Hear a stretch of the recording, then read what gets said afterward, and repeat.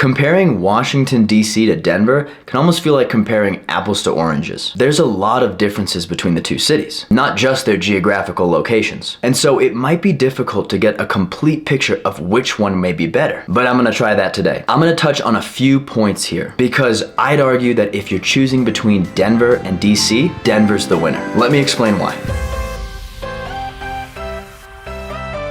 First and foremost, where Denver wins is the cost of living. At the time of this video, the median home value of a single family home in Denver sits at around $600,000, compared to Washington, D.C., where it's $712,000. That means Denver is 15% more affordable. Yeah, that's great and all, Ethan, but it's a city, and I'm probably gonna be renting for a while. Well, Denver's rent for across the board on all property types sits at around $2,100 a month, compared to D.C., where it's $2,480 a month. And then if you're just living by yourself in a studio apartment, Denver's rent is about $1,350 a month, compared to living in DC where it's $2,035 a month. Yikes, $700 more? So even from a rental perspective, DC is respectively 18% more expensive across the board, but 50% more expensive if you're just looking at a studio apartment. And then really just to hit this home, the median apartment size in Denver is about 813 square feet. Granted, almost half of all apartments available in Denver are one bedroom, but the median in DC for comparison is 773 square feet. So not only are you paying more in DC,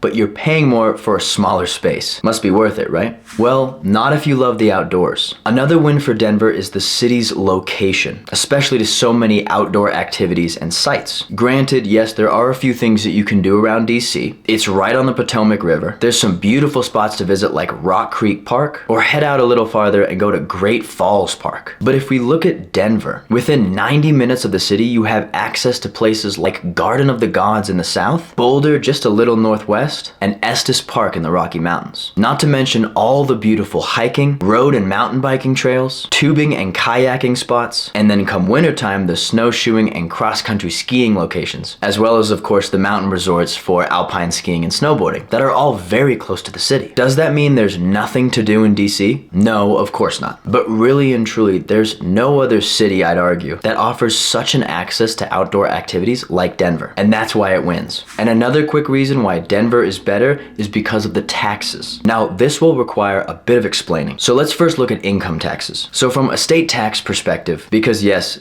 DC still levies an income tax, at an example salary of $75K a year, in Denver, you'd be paying around $2,691. Now in DC, you'd be paying $35.98, so about 33% more in taxes. Overall here, you can see the only real difference is the state tax. There's no local income tax in either location. So really the big difference here is you're paying about $900 more living in DC. But now let's talk property taxes. Now this one is complex because on one hand, the property tax rate looks the same. Again, the exact numbers are gonna be different depending on the county as well as the mill levy. But if we take a general estimate based on the median home price in either city, you're gonna be paying more in property taxes in DC because the value of the home you've bought is higher. Now, what requires a bit of research here, and ultimately is subjective, is deciding whether or not the median home in either city are equal or comparable. So assuming they are, meaning the quality, the size, and the accommodations of a $712,000 home in DC is the same generally to that of a $600,000 home in Denver, then it's clear Denver wins because you're just